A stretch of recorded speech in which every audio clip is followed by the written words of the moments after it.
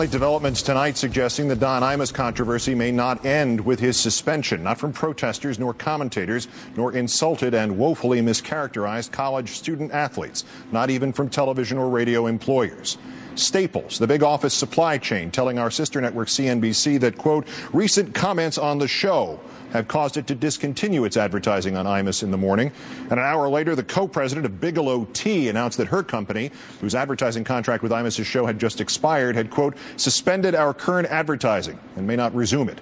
Within the last hour, the nation's biggest marketer, Procter & Gamble, has suspended its advertising commitments for the television simulcast. And the media buying agency, Carrot USA, says some of its clients have asked for their commercials to be pulled from the Imus program, though it would not identify those clients.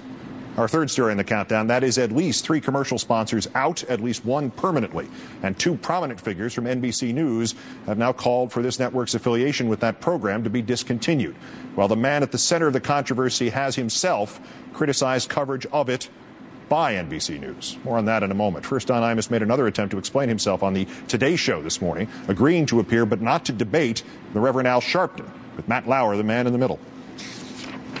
This isn't the first time that racially insensitive comments have been made by you or members of your staff. There was an incident with Gwen Ifill, a highly regarded African-American journalist who was referred to as a cleaning lady. We heard about the... Well, let me start. You are not going to cite that, Mark, and not give me an opportunity to respond to that. I will give you an opportunity in a second, but there have been other apologies in the past, and there have been pledges taken by you in the past to curb your behavior, and yet here we are, different year, same problem. Okay, try to hang the Gwen Ifill thing on me, which I discussed with Reverend Sharpton yesterday. That happened back during the Reagan administration, and this is a comedy show. I'm not a newsman. This is not Meet the Press. We don't anything we say is not an excuse, but context is important. And Reverend Sharpton, good morning to you. Good morning. What do you think of the punishment?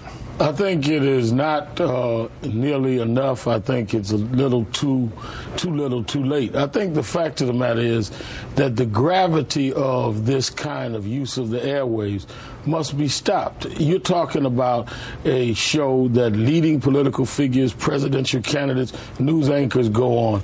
These young women have excelled academically. They're at Rutgers University being called nappy head hoes.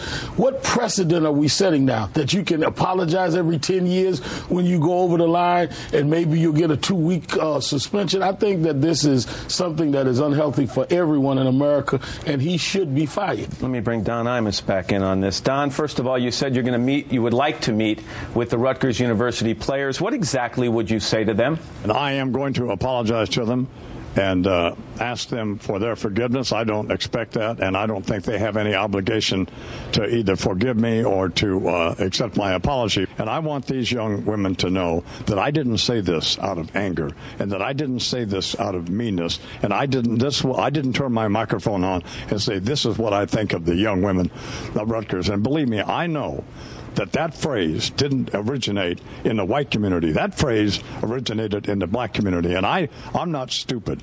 I may be a white man, but I know that these young women and young black women all through that society are demeaned and disparaged and disrespected by their own black men, and that they are called that name. And I know that doesn't give me, obviously, any right to say it. Also, in that interview, in perhaps the first humorous aside in the entire morass, Imus apparently inadvertently referred to Reverend Sharpton as Reverend Hargis, the name of one of his comedic characters from his radio show in the 1970s. Stuck in the middle of this, of course, are the athletes at Rutgers University. Women's college basketball still has student athletes. It is still typical for them to have midterm exams on the same day as playoff games. So as a remarkable team from Rutgers reacted for the first time today, consider that they lost 4 of their first 6 games this season, yet reached the national championship game against the powerhouse team, the University of Tennessee. It was the first time any Rutgers team had played for a Division I championship since the men's fencing team in 1949. I want you to see 10 young women who accomplished so much that we, as a coaching staff, as a state university, men, women, and people across this nation are so very proud of. These young ladies that you have seated before you are valedictorians of their class. future doctors, musical prodigies, and yes, even Girl Scouts.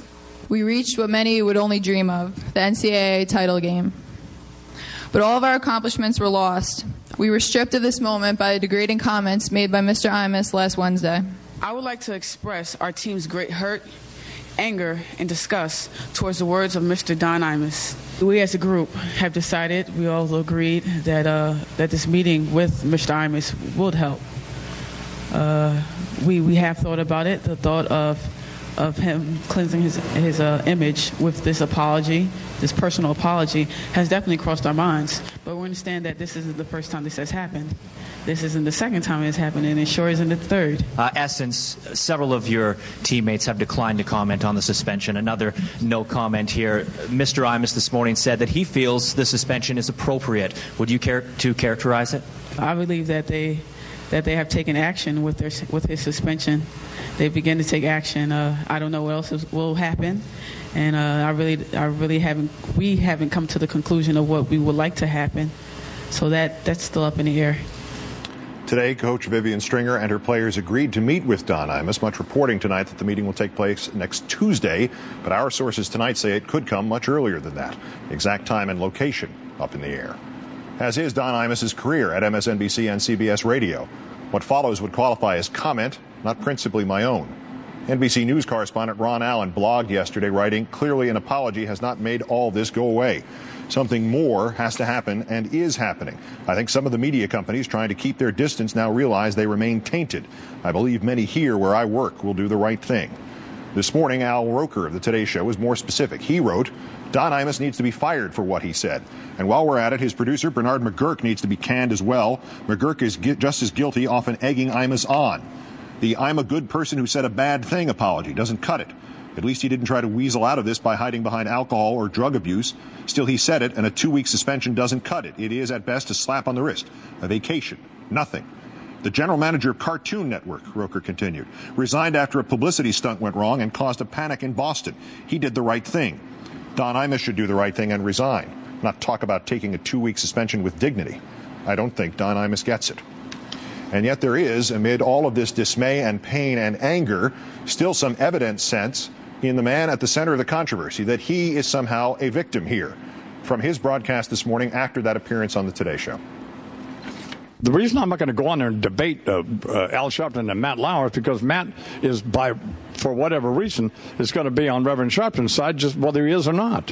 So, I mean, I thought the report that NBC News last night did and Brian Williams was disgraceful.